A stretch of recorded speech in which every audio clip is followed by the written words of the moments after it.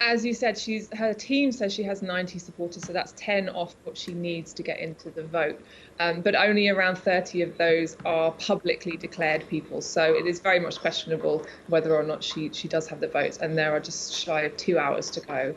So a lot more people are going to have to come out in her support in that time to make it work. So do they, how does this sort of show of support happen, as you say, in the dying hours? Do they have to declare their hands publicly? At this stage, no, they don't have to declare themselves publicly. A lot of people will want to, and a lot of people will want to be buoying her campaign and showing their public support, but they don't actually need to at this stage. I think a lot of people will be wanting to play their cards quite close to their chest, because obviously you don't want to be seen to be backing the wrong candidate at the very last moment, especially if you've got aspirations to have a role in the new government if the other candidate wins, which is looking increasingly likely at the moment. So Rishi Sunak is very much looking like the most credible candidate here. Yeah. If she does somehow manage to get that 100 required, does it go to that same long process that we saw between Liz Truss and Rishi Sunak? It won't be the same period of time. There's absolutely no appetite to go through that whole painful process of multiple weeks, which in fact lasted longer than many official election campaigns do in this country. It will last for a few days, and they've told us that if it does go to the members, the result will be announced on Friday. But it is still that same painful process, be it a truncated one. So we are still talking about going to the members, the very people that voted for Liz Truss last time round. So there's a lot of nervousness around the potential for going to the members. It's something that the Conservative Party would rather avoid if they possibly can. So we'll be looking to the next few hours. I'm sure we'll see efforts being made to convince Morduant to drop out of the race. Yes, with that in mind.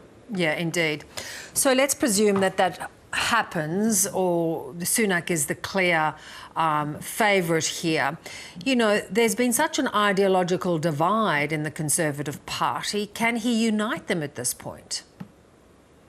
It seems like there's a very, very big task ahead of him in that respect. He is certainly the most favoured candidate amongst the parliamentary party. He's got a problem with the members who did not like him. They rejected him in that runoff with Liz Truss in the last round. That's a problem that is perhaps maybe he could kick into the long grass a little bit. He doesn't necessarily have to deal with the membership right now. But he does need to unite his parliamentary party. The biggest worry for him at the moment is that at least 60 people came out publicly to support Boris Johnson, and there's a lot of bad feeling amongst that cohort in particular against Rishi Sunak, who very much see him as the man that triggered Boris Johnson's demise. So we shouldn't be expecting them to play easy with Sunak. And in fact, we've had some warm-ish words coming out via Twitter from Sunak about Johnson in the past few hours, clearly aimed at trying to appease that section of his parliamentary party. But whether or not they give him time of day, we'll see. And that's such a great point, because Johnson's supporters have been so divisive for this party for so long. If we think of the campaign against Theresa May, it seems as if this is a fractured party that almost needs to go to an election to clear the air and to restart. This is an unbelievably difficult question for whoever will be the new Prime Minister. There is a huge amount of public desire for an election. The idea that you could appoint a second Prime Minister in a row without asking the general public has caused quite a lot of anger amongst the wider voter base. But no Tory MP is currently minded to vote to hold an election. All the polling shows that they're very, very far behind, and that an election would result in a very bad result for them. So it's a real bind for the new Prime Minister to sort of give them, to try to find a personal mandate as an unelected leader in a time when no member of Parliament really wants to go to the country at all. The markets have been rallying, which is a strong indicator that they believe Sunak would be a steady hand. Yes, he's very much played up this idea. he has a background in the financial sector. He was the chancellor during the incredibly difficult COVID years, was seen to handle that very, very well. As you mentioned, the markets rallied as soon as Johnson backed out of the contest. So he's very much seen as a safe pair of hands.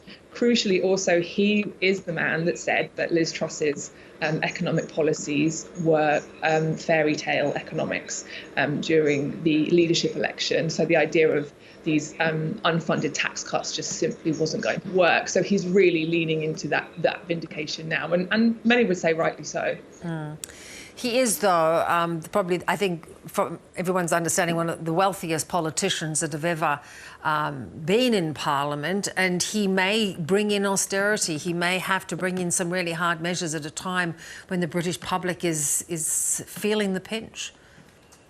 Yes, we've had warnings over the weekend from Mervyn King, the former head of the Bank of England, that a very, very difficult time lies ahead, that public funding cuts are going to be needed.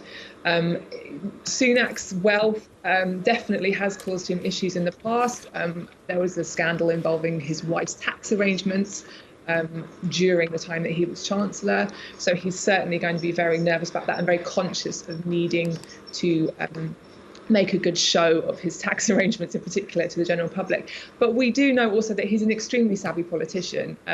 Even though he's inexperienced, sometimes he plays things ineptly, but has a very good PR operation. So he'll be acutely aware of this, of the visuals of this, and we'll be working hard to sort of try and work around that in the months ahead. But yeah, a very difficult winter lies ahead for the UK. Great to talk to you, Laura. Thanks so much. We'll watch with interest. Just a couple of hours left.